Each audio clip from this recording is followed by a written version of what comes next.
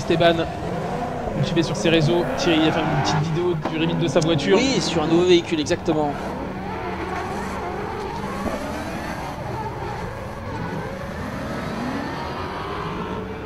Monter sur le vibreur, se laisser un petit peu embarquer sur l'extérieur, il ne faut pas se laisser surprendre.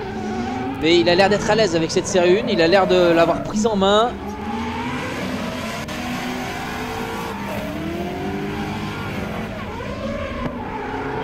Et c'est terminé de soir.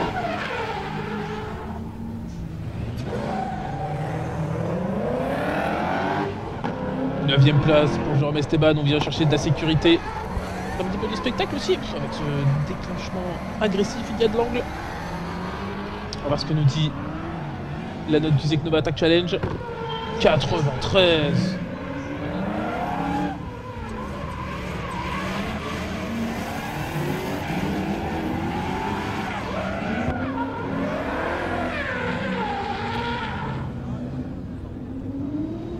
On va essayer de les choper comme ça là, histoire que je vous fasse la trad un peu à chaque fois. Bref, c'est parti, top départ. Jérôme Esteban qui est déjà un petit peu en avance. Faras, ça c'est une Desondé qui est un petit peu trop extérieur, qui regrippe derrière, qui regrippe beaucoup trop, qui en arrête du drift derrière. Jérôme Esteban lui continue son tracé, il n'a pas regardé derrière, il lâche rien, il a bien raison. Il reste soft parce qu'il fume pas beaucoup, juste avant que je l'ouvre, et après il se met à fumer. Voilà, donc en avant pour Jérôme Esteban.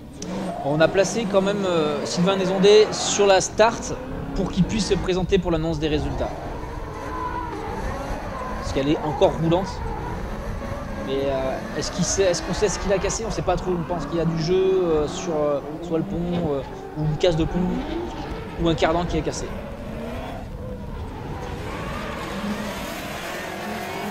En changeant que c'est des véhicules qui prennent énormément de coupes. Et le couple, un duel germano-japonais. Germano-japonais, une série AE82 contre une Nissan R32. Frédéric Houvet qui ne se laisse pas faire. Hein. Il va essayer d'aller chercher le contact avec l'aile arrière de Jérôme Esteban. Attention à l'écart qui se creuse un petit peu dans cette ligne droite, mais il arrive à revenir. Le pilote japonaise. On attaque l'avant-dernier clip, le transfert vers le dernier ici. Peut-être un saut. Oh, on est très à l'intérieur du côté de Jérôme Esteban. On en profite. Elle tremble de peur de voir ces deux monstres, la caméra. Elle tremble de voir ces deux monstres arriver sur la piste. Et la R32 Jack Latente qui a déjà pas mal d'espace. Ici, est-ce que Jérôme Esteban va avoir le temps, l'espace, la puissance pour remonter sur la skyline? Ce qui n'est pas forcément gagné, même à ce niveau-là. Il a réussi à remonter un petit peu à la fin. Il a doucement mangé mètre par mètre, centimètre par centimètre sur le pilote leader Frédéric Houvet. Pour l'instant, il s'installe un petit peu mieux que sur le roue numéro 1, qualifié sur ce même tracé 28e. Il s'installe un petit peu mieux. Et Jérôme Esteban. Voilà, c'est rien qui rugit dans cette zone d'élan.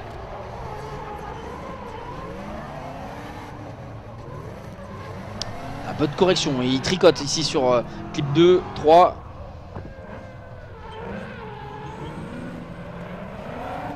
On cherche, on transfère. En tout cas, l'attaque à 100 km/h sur... Une note à 93, c'est dans les plus hauts. C'est parmi les plus élevés.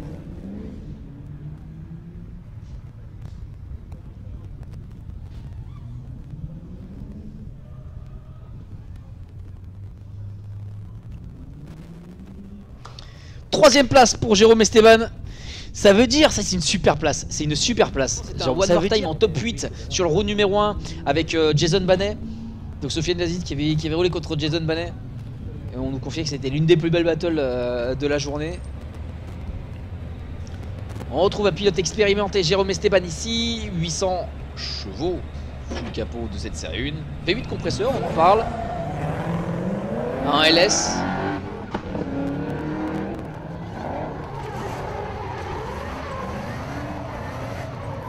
Jérôme Esteban qui est bien inscrit dans l'intérieur de cette ligne. Un déclenchement à 102 km/h pour ce second run de qualification du serve numéro 2 en 40 ans. Derrière le dernier clip qui semble validé, qui semble validé sans souci. Un petit peu de tourmente dans les derniers mètres, mais on arrive à s'en sortir. Ouais.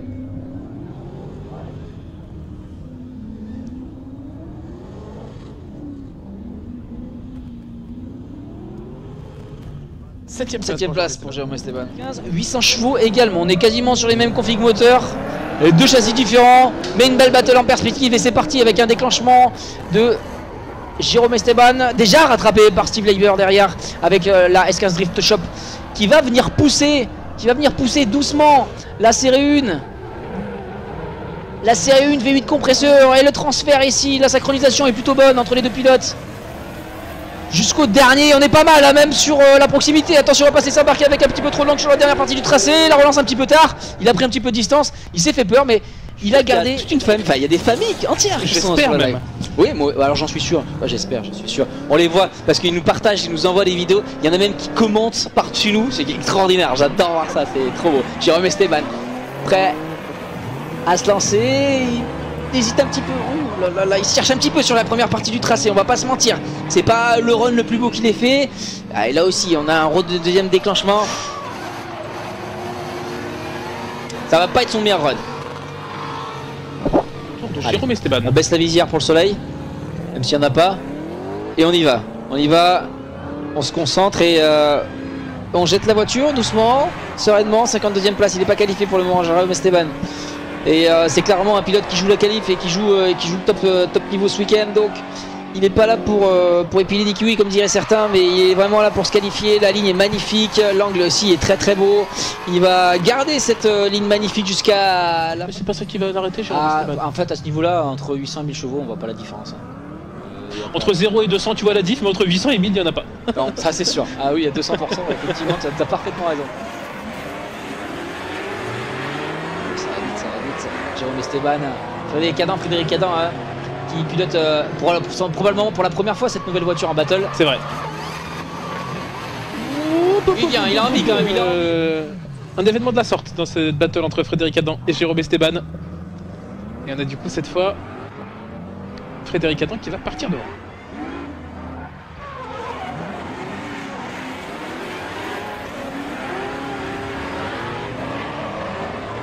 On profite un petit peu du bruit. Oh, super ligne, attention, Jérôme Esteban derrière, il est où? Oh, j'ai eu peur, il était large. Et la correction. Aïe, ça va vite, c'est beau, ça fume. On est parti dans cette battle d'ouverture. André Silva, Jérôme Esteban. Et déclenchement. Les deux pilotes qui sont très proches. Ouais, plutôt synchronisé dans ce transfert. Un petit peu de délai du côté de Jérôme Esteban. Qu'est-ce qui se passe pour la voiture d'André Silva? L'arrêt du drift.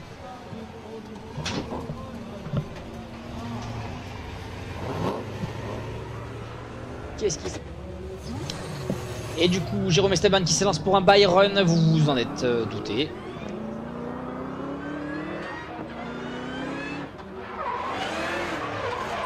Et top déclenchement. Ouais, Jérôme, il va faire son job, hein, Il peut y aller safe. Mais c'est pas parce qu'il y va safe que c'est pas impressionnant. Oh. Ah, il a essayé. Il s'est dit, bah allez, hein. Si c'est pas maintenant, c'est jamais.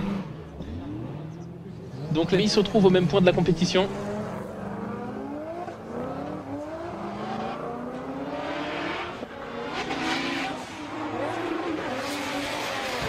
Oh, toujours. Ouais, Mathias qui a grippé un peu. Mathias.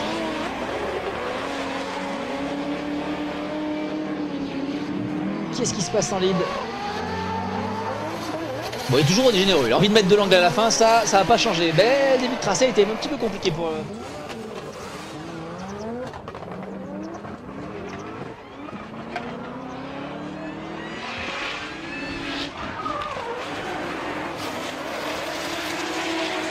Et c'est parti pour le retour du contre Jérôme Esteban et Mathias Locatelli. On aborde ce clip numéro 4 un petit peu loin, mais Mathias qui est toujours dans la porte de Jérôme Esteban. Ouais, il sait qu'il n'a pas le choix de tout donner sur un run retour, sur un run suiveur. Il est obligé de déstabiliser, en tout cas d'essayer de déstabiliser le leader en lui mettant un maximum de pression. C'est parti. Eh ben, on allait vite, on va pouvoir lancer. Ça part de ouf. Ils sont trop chauds là, ils étaient bien chauds, fallait pas que les pneus retombent en température. Et du coup Steve qui passe direct. Bon ça va très vite, bien à l'extérieur pour le clip 4. Dur de suivre la cadence pour Jérôme Esteban derrière. L'angle est beau. Et c'est la fin. En tout cas pour le tracé de drift. Run retour, c'est parti. Jérôme et Steve vont se donner corps et âme sur cette run numéro 2. Ce run numéro 2, pardon. Et aller chercher probablement un maximum de proximité. Attention ici, clip 5. Et on va chercher le clip 6. Le 7, c'est le moment de relancer et de venir chercher la portière, voir l'aile de son adversaire. Leader, Jérôme Esteban, suiveur. Et c'est parti, le départ est donné. Le départ est lancé. Et c'est l'attaque qui est initiée pour les deux pilotes avec une très belle synchronisation de la part de Jérôme Esteban qui va suivre. Peut-être avec un petit peu de distance ici, il manque un petit peu d'angle. Il va falloir corriger derrière pour essayer de gagner un petit peu de proximité. Attention, Axel François qui sort une roue ici, mais pas de problème. Il réussit à rester sur la piste et à garder sa vitesse. Maintenant, il faut réussir à garder la ligne et réussir à aller assez vite pour garder cette distance qui les sépare. Et le départ est donné, ça y est. Merci Alex pour ces départs canons. Et top déclenchement. Jérôme Esteban qui se fait suivre, qui se fait chasser par la GT86 d'Axel François. Qui 4, 5. 5. Attention! Qu'est-ce qui se passe ici? Qu'est-ce qui se passe? Qu'est-ce qui s'est passé? Pour Sofiane Yazid, il a les 2 roues avant de l'autre côté du vibreur sur le clip numéro 6. Très bien, merci, oui. Merci Billy. Merci. On l'avait effectivement pu le constater sur le replay. Jérôme Esteban qui est venu chercher la 3e place pour le round numéro 3. On voit finalement qu'en vrai ça change pas des masses, parce que tu vois il déclenche à 99, ça laissait mouiller. Hier ils étaient à 107 sur sec. Maximum 107. Maximum 107. Je pense que Jérôme tournait aux alentours de 104, 105. Donc on a une baisse de un peu 5 km. Alors qu'on voit que ça commence à bien pleuvoir quand même là. Ouais.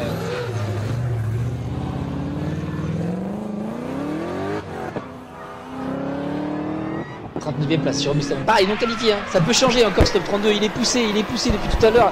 On a du changement, il est super bien placé. Il vient mordre à peine l'extérieur de piste. Ça doit secouer un petit peu quand même dans l'habitacle de la série 1. Il vient chercher le clip 4, il vient le lécher du bout des pneus.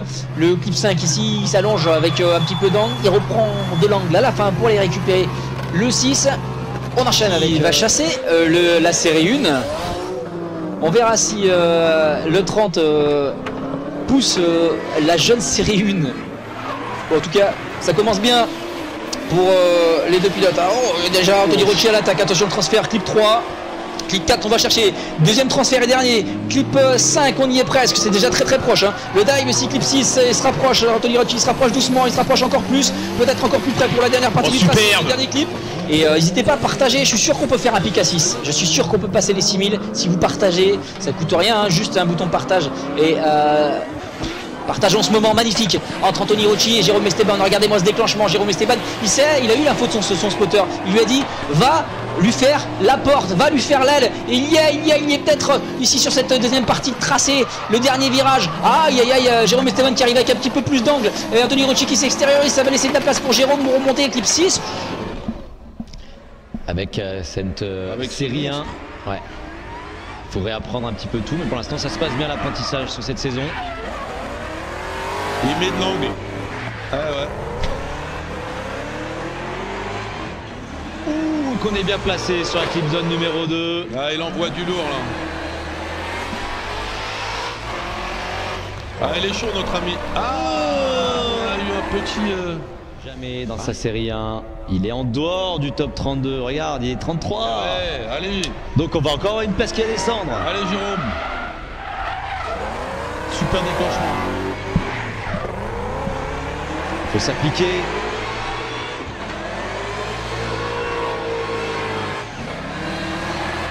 Ah, c'est beau ça.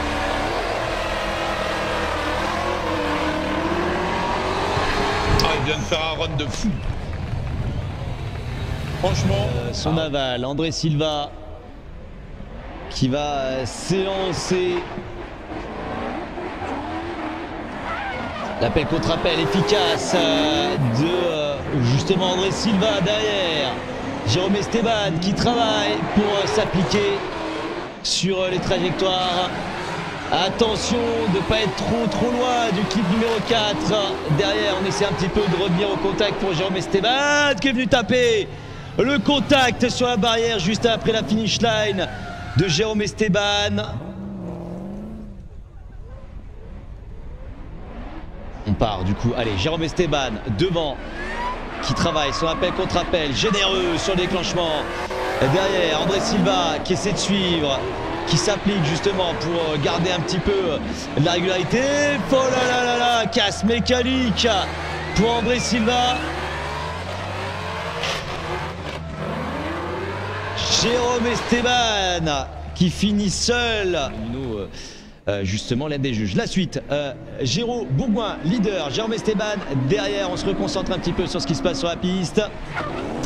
Géraud Bourgoin qui ouvre d'un coup sec, efficace. Oh, Jérôme Esteban qui est gourmand, mais qui laisse quand même paraître de l'aisance derrière les pare-chocs de la E30 de Géraud Bourgoin. On fait pas de bêtises, du frein pied gauche, mais en pleine maîtrise de soi pour Jérôme Esteban devant un super run leader.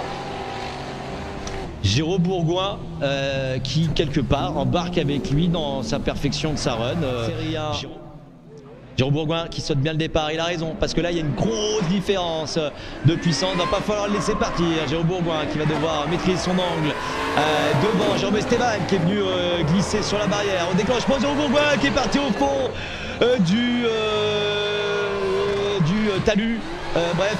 Et Jérôme Esteban qui continue vers la finish line seul. Pas de grosse bévue normalement pour Géraud Bourgoin. C'est pas la catastrophe, c'est juste qu'on a pilote. Voilà. Cette fois-ci, regardez, il est leader, ça veut dire qu'il est quand même mieux qualifié à la base. Hein. Fabrizio Pires et Jérôme Esteban juste derrière. Il est un petit peu loin, Fabrizio Pires, il est à l'intérieur, c'est suivi par Jérôme Esteban qui va faire attention de ne pas peut-être se faire enfermer ici.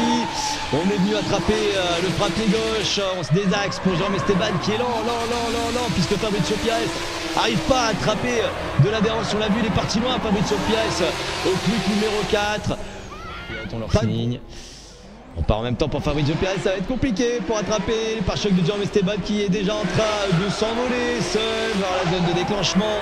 Fabrizio Pires qui va être obligé de tout sacrifier sur l'hôtel de la proximité. Voilà, à l'intérieur, Jérôme Esteban, on se concentre devant pour essayer d'attraper la clip de numéro 3 qui était un petit peu compliquée. La 4 ici, à l'intérieur, Fabrizio Pires qui a regrippé pour essayer de rattraper ses erreurs de début. Et Jérôme Esteban qui franchit la finish line. On est parti pour cette battle de Serie A. Jérôme Esteban qui n'a pas très bien compris le départ, qui laisse partir Mathias Locatelli avec de l'avance. On essaie de se rattraper comme on peut. Mathias Locatelli, efficace de bout en bout. Jérôme Esteban qui cherche la vitesse, qui ne la trouve pas. Mathias Locatelli qui aura gardé cette fois-ci, qui va devoir rattraper l'irrattrapable avec Mathias Locatelli qui a bien sauté son départ, qui est déjà à l'attaque sur le véhicule de Jérôme Esteban. On s'applique à la sortie du premier virage. Oh, Mathias Locatelli qui vient pousser le pare-choc arrière de Jérôme Esteban en se passant sur les extérieurs. On vient croiser ici. L'erreur du coup de Mathias Locatelli à l'entrée va essayer lui aussi de prendre Yvon à défaut. Oh, qu'il est généreux Yvon. Il a compris qu'il était sur la petite finale. Oh, ça lui a fait du bien. Oh, encore une fois, on est venu taper au même endroit pour Yvon Buisson. Ce clip numéro 3. Ce clip numéro 3, c'est de mettre un match Jérôme Esteban. Jérôme Esteban très régulier. Je vois pas comment on pourrait venir tirer. Oh, c'est arrêté. Oh, je crois que la jante a éclaté pour Yvon Buisson sur le démarrage. Jérôme Esteban du coup qui part tout seul. Qui part tout seul vers la finish line. Jérôme Esteban qui sans surprise est en train de s'offrir le podium.